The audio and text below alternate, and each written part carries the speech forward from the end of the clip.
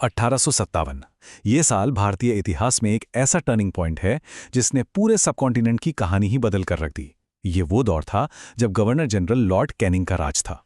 अब देखिए, इस घटना को कुछ लोग सिपाही विद्रोह कहते हैं तो कुछ इसे मानते हैं भारत का पहला स्वतंत्रता संग्राम। तो चलिए, आज इसी को परत दर परत खोलते हैं और समझते हैं कि 1857 में आखिर हुआ क्या था जिसने भारत की तकदीर हमेशा के लिए बदल दी। तो सवाल यही उठता है कि आखिर हुआ क्या था। मतलब कैसे एक मामूली सी अफवाह, एक राइफल से जुड़ी अफवाह पूरे उपमहाद्वीप में आग लगा सकती है, एक ऐसी बगावत की वजह बन सकती है जिसने ब्रिटिश साम्राज्य की जड़ें तक हिला दी। चलिए इसी की तह तक चलते हैं। तो विद्रोह की जो आग भड़की, उसकी पहली चिंगारी थी एक नई राइफल। बात सिर्फ एक कारतूस की नहीं थी। सिपाहियों के लिए, जो ज्यादातर हिंदू और मुसलमान थे, गाय और सूअर की चर्बी वाले कारतूसों को मुंह से काटना ये उनके धर्म पर सीधा हमला था। ये उनकी आस्था, उनकी पहचान का सवाल बन गया था। और यही इस विद्रोह का सबसे तात्कालिक कारण बना। और देखिए कि सब कुछ कितनी तेजी से हुआ। जनवरी में राइफल आती है और मार्च आते आते मंगल पांडे बैरकपुर में बगावत का बिगुल बजा देते हैं। हालांकि उन्हें फांसी दे दी गई, लेकिन उनकी शहादत की आग वो फैल चुकी थी। और फिर 10 मई को मेरठ में सिपाहियों ने जो विद्रोह किया, वहीं से 1857 की क्रांति की असल शुरुआत मानी जाती है। लेकिन एक बात समझना बहुत जरूरी है, वो राइफल सिर्फ एक चिंगारी थी, बारूद वो तो दशकों से इकट्ठा हो रहा था। चलिए अब उन गहरी वजहों को देखते हैं जिन्होंने इस विद्रोह के लिए जमीन तैयार की थी। देखिए, अंग्रेजों की जो पॉलिसीज थी ना, वो लगातार भारतीय शासकों को कमजोर कर रही थी। जैसे ये डॉक्ट्रिन ऑफ लैप्स, इसके तहत क्या होता था कि जिन राजाओं का अपना बेटा नहीं है, उनका राजपाट सीधा अंग्रेज हड़प लेते थे। फिर नाना साहब जैसे शासकों की पेंशन तक रोक दी गई। सोचिए, ये सब उनके सम्मान और अधिकार पर कितना बड़ा हमला था। जाहिर है, शासक वर्ग में गुस्सा तो उबल ही रहा था। और आम जनता की हालत तो और भी खराब थी।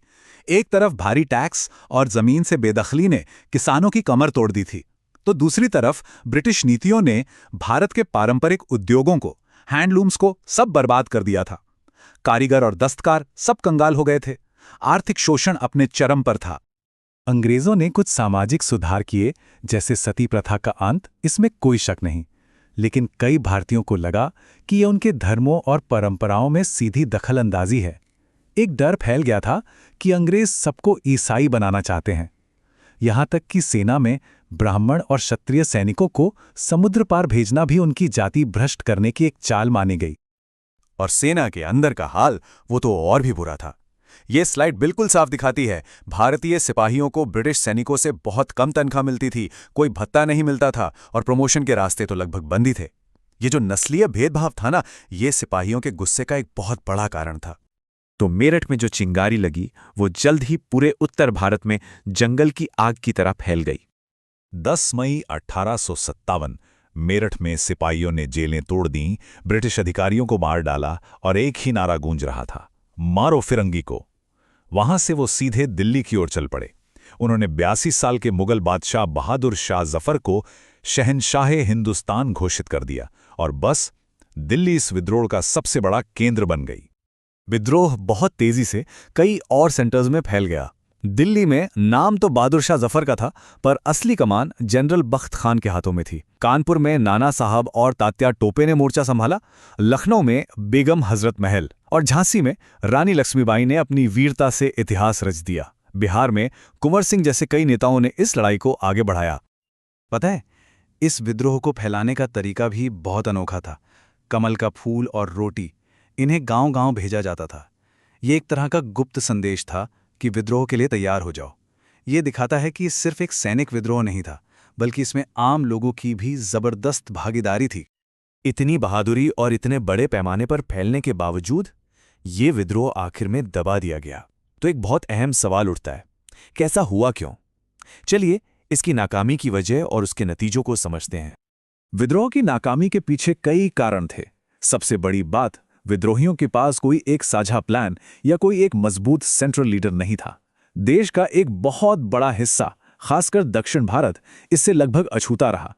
ऊपर से सिंधिया और निजाम जैसी कई बड़ी रियासतों ने अंग्रेजों का साथ दिया।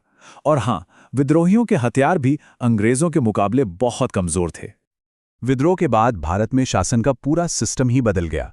ईस्ट इंडिया कंपनी का राज खत्म और भारत सीधा ब्रिटिश ताज के कंट्रोल में आ गया। 1 नवंबर 1858 को इलाहाबाद में महारानी विक्टोरिया की घोषणा के साथ एक नए दौर की शुरुआत हुई, जिसे हम ब्रिटिश राज के नाम से जानते हैं।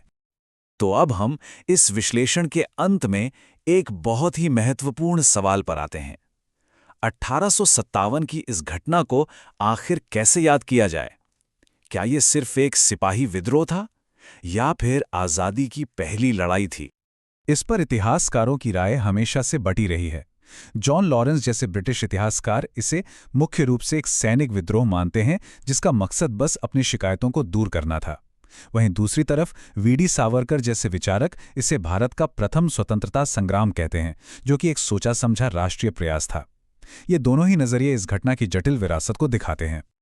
भले ही ये विद्रोह अपने मकसद में कामयाब नहीं हुआ, लेकिन इसने भारतीय राष्ट्रवाद के बीज बो दिए थे। तो सोचने वाली बात यह है कि क्या हम इसे सिर्फ एक नाकामी के तौर पर देखें या एक राष्ट्र के जन्म से ठीक पहले उसकी आज़ादी की पहली बुलंद आवाज़ के तौर पर? इसका जवाब शायद इतिहास की किताबों से ज़्यादा हमारी अपनी समझ पर निर्भर करता है।